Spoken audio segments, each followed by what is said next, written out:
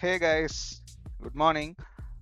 Today's date is 2/7/2026. Market நேற்று நம்ம என்ன பிளான் பண்ணோமோ அதுபடி தான் நடந்துச்சு. நம்ம நேற்று 1 ஹவரில் மார்க்கெட் வந்து பார்த்திங்கன்னா ஏஷியாவில் இந்த இடத்துக்கிட்ட இருக்கும்போது வர ஃபோர்ஸ்க்கு மார்க்கெட் வந்து இந்த லோவை எடுக்கணும். அப்படி இல்லைன்னா மார்க்கெட் இங்கேருந்து மேலே போயிட்டு இந்த இடத்துல இருந்து செல் ஆகணும் அப்படின்னு சொல்லி நம்ம எக்ஸ்பெக்ட் பண்ணோம். ஆக்சுவலி வந்து நேற்று மார்க்கெட் வந்து நம்ம எக்ஸ்பெக்ட் பண்ண இடத்த இந்த லோவை வந்து பிரேக் பண்ணாமல் இந்த 1 ஹவரோடைய ஒரு டிமாண்ட்ல இருந்து அப்படியே மார்க்கெட் ஏற ஆரம்பிச்சு நேற்று நியூயார்க்கில் வந்து பார்த்தீங்கன்னா இந்த ஏஷியாவோட ஹையை எடுத்துட்டு ஆக்சுவலாக இங்கேருந்து ரிஜெக்ட் ஆகும்னு நினச்சோம். பட் ஆனால் என்ன பண்ணிடுச்சுன்னா ஓவராலாக மார்க்கெட் வந்து 4 ஹவருக்கே வந்து ஒரு கரெக்ஷன் போயிடுச்சு. ஸோ இதுதான் நம்ம எக்ஸ்டர்னலாக மார்க் பண்ணி வச்சுருந்தோம். இந்த வீக் மார்க்கெட் வந்து இங்கே போகணும் அப்படின்னு சொல்லி. அண்ட் மார்க்கெட் இந்த ஹையை வந்து நேற்று எடுத்துருச்சு. ஸோ இது வந்து நமக்கு ஒரு லிக்விடிட்டி ஜோன் அப்படின்னா மார்க்கெட் கண்டிப்பாக வந்து இங்கேருந்து கீழே தான் வரணும் இப்போது. ஸோ டேல பாருங்கள், அதே மாதிரி டேல மார்க்கெட் வந்து இந்த கேண்டலோடைய லோ, அதாவது June 24 புதன்கிழமையோட லோ.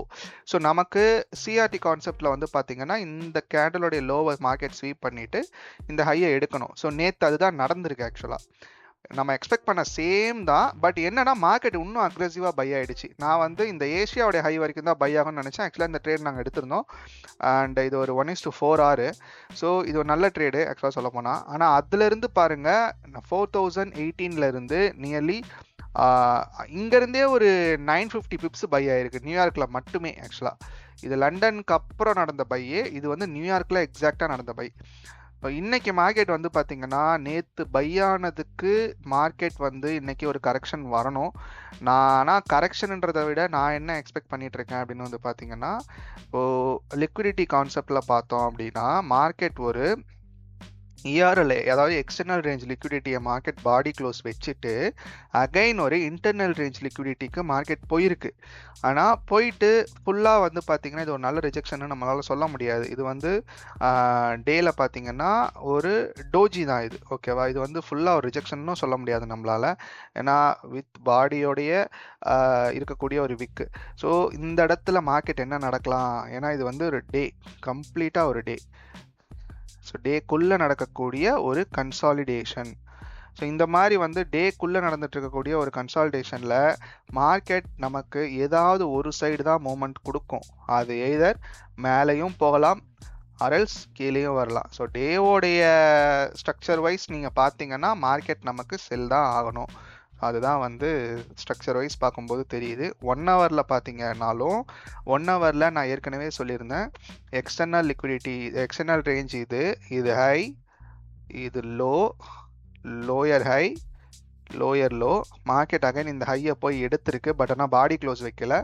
ஸோ இது ஒரு ஸ்வீப் அப்படின்னா again market has to come down, இந்த ரேஞ்சுக்கு வரணும், ஓகேவா.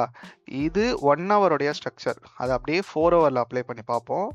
4 ஹவரில் என்ன நடந்திருக்குன்னா மார்க்கெட் நேற்று இந்த ஹை எடுத்த கேண்டலோடைய ஹையை ஸ்வீப் பண்ணிவிட்டு மார்க்கெட் இறங்க ஆரம்பிச்சிருக்கு. ஸோ 15 மினிட்ஸில் மார்க்கெட் இங்கே என்ன நடந்துட்டுருக்குன்னு பாருங்கள். இது ஹை, இது லோ. மார்க்கெட் இந்த ஹையுக்கும் இந்த லோவுக்கும் நடுவில் சுற்றிக்கிட்டு இருக்கு. ஸோ இந்த இடம் வந்து பார்த்தீங்கன்னா ஏஷியாவுடைய ஹை.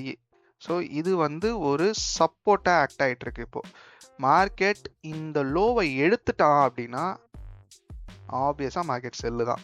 ஸோ எந்த டவுட்டுமே கிடையாது அதில். பட் இந்த லோவை எடுக்காத வரைக்கும் நம்மளால் கான்ஃபிடண்ட்டாக எதுவுமே சொல்ல முடியாது. ஏன்னா நேற்று செல்லாகி அகைன் இன்னைக்கு வந்து பாருங்கள் அப்படியே வந்து அரைச்சிட்டே மேலே ஏறிட்டு இருக்கான். இது வந்து ஒரு ட்ரெண்ட் லைன், ஓகேவா. ஸோ மார்க்கெட் ஒன்ஸ் இந்த லோவை பிரேக் பண்ணி பாடி க்ளோஸ் வச்சாலே நம்ம செல்லு பிளான் பண்ணலாம். பட் ஆனால் அந்த செல்லை வந்து கம்ப்ளீட்டாக நம்மளால் ஹோல்டு பண்ண முடியாது.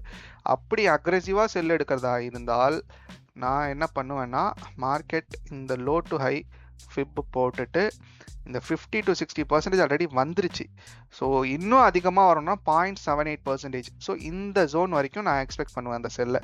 பட் இந்த லோலாம் எடுக்குமா அப்படின்றது வந்து பார்த்தீங்கன்னா இந்த லோவை வந்து பாடி க்ளோஸ் வச்சா மட்டும்தான் நம்மளால் சொல்ல முடியும். ஸோ அதை பார்ப்போம்.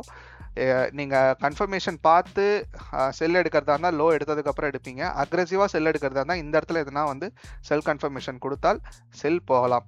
ஸோ அதுதான் வந்து இன்றைக்கான பிளான் எனக்கு. So that's it guys. நான் வந்து இப்போ இருக்கிற இடத்துல இருந்து மார்க்கெட் செல் ஆகி இந்த ஜோனுக்கு கரெக்ஷன் வந்துட்டு மார்க்கெட் மேலே ஏற போகுதா இல்லை கீழே வரப்போதான்றதை பார்க்க போகிறேன். அண்ட் இங்கே ஏதாவது எனக்கு செல் கிடைக்குதான்னு சொல்லி பார்ப்போம். கிடைச்சதுன்னா கண்டிப்பாக நான் அந்த செல் எடுப்பேன். So that's it guys. இதுதான் இன்றைக்கான அனலைஸ். எல்லா டைம் ஃப்ரேமையும் வந்து கம்பைன் பண்ணி தான் சொல்லியிருக்கேன் நான். ஸோ பார்ப்போம் நெக்ஸ்ட் நமக்கு என்ன நடக்குதுன்னு சொல்லிட்டு 12:30க்கு அப்புறம் தான் நமக்கு தெரியும். இல்லை 10 ஸ்டார்ட் ஆன அப்புறம் பார்க்கலாம் guys. See you on next video. Thank you so much.